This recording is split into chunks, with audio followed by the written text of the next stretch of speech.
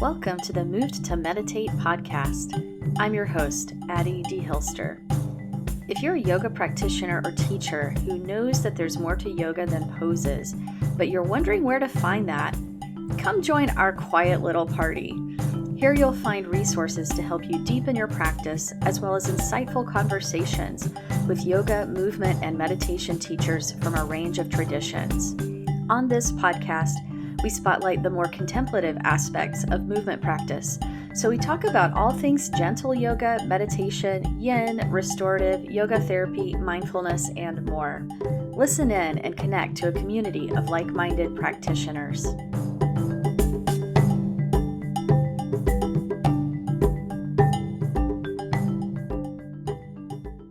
Hi, I'm Addie deHilster, a certified yoga therapist and mindfulness meditation teacher. And this is episode 0 of the Moved to Meditate podcast. I thought I would do kind of like a preview episode. This doesn't count. Just to introduce a few of the topics that I want to bring up on this podcast and introduce myself a little bit. So this podcast is meant to highlight the more contemplative and often gentler, slower aspects of yoga and different movement practices.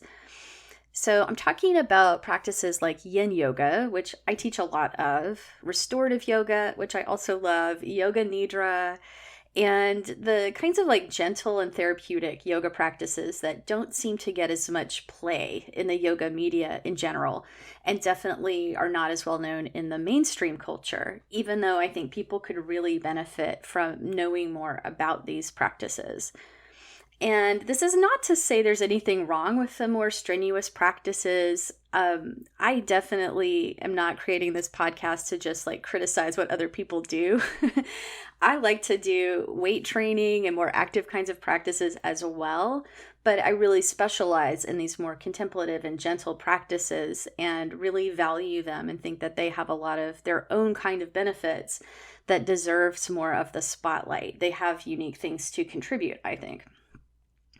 So I do want to bring to the conversation some of the less talked about benefits of practice, aside from the fitness benefits that are well known, like mental health benefits, working with anxiety and depression, stress reduction, how to practice in a way that promotes better sleep, how to just feel more present in our lives, how to be more connected with the body, how to tune into our own intuition and creativity. And on the physical side, there are benefits to gentle practices like reduced inflammation, which can be a huge deal for many different disease processes in the body. Lower blood pressure, same thing. This is a really big deal if we can influence our blood pressure. And pain relief. So many people are suffering from pain, chronic pain, ongoing pain. And there's more and more evidence that we can affect our relationship with pain through practices like yoga and mindfulness. I'm also really interested in decompartmentalizing the practices of yoga and meditation, or movement practices and meditation. What does it mean to practice mindful yoga? What do we mean by that? And there's this old adage that most of you, if you're listening to this, you've probably heard, that the purpose of yoga is to lead to meditation.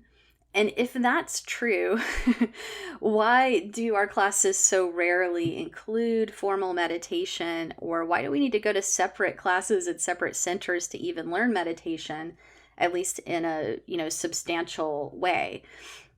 As part of this podcast, I would really like to invite conversations with practitioners in other disciplines. What could we learn from talking with people who practice mindfulness and other forms of meditation, or Qigong or Tai Chi or somatics or Feldenkrais, and different contemplative movement practices? I think it could be a really rich discussion to broaden our understanding of yoga and the potential of these kinds of practices. These topics and these curiosities are really very much drawn from my own practice and teaching. I started yoga in 1998 for stress relief when I was in college, And I did find stress relief, but also lots and lots more. And then I began practicing mindfulness meditation in about 2007, and I really dove into Buddhist insight meditation at that time. And eventually it occurred to me that I could take a yoga teacher training for fun. I honestly didn't think I would ever teach, but fast forward to now, and I've been teaching for about 12 years, and I do this full time, much to my surprise. And I even owned a community yoga studio for 5 years or so until the pandemic. So things have changed, but what's still true is that I've dedicated a lot of my life to this inquiry, and it's still interesting for me. It feels like the yoga and mindfulness worlds are really evolving quite a bit these days. And it's really something to like be part of that. I'm still learning and I'm still asking questions, and I would like to share that process with you so we can learn together and create community around this. This podcast is going to consist of interviews with fascinating practitioners and teachers, friends of mine from a variety of traditions and styles. And there will also be shorter episodes of just me talking because I hope I can kind of bring in some of these topics of interest to tie things together. I take all of these topics quite seriously, the traditions, the teachings, the practices, the science, but I do try not to take myself too seriously. Deep down, I'm a goofball.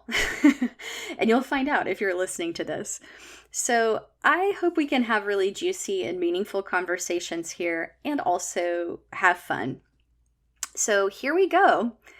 Thank you so much for listening this far. I do hope you'll join me for future episodes and be part of this conversation. So that's today's episode. If you enjoyed this conversation, please share it with a friend and/or leave us a review on Apple Podcasts and help others find us that way. To learn more about my work, the Moved to Meditate class library, live online classes, teacher trainings, and private lessons, go to movedtomeditate.yoga. Thanks so much for listening.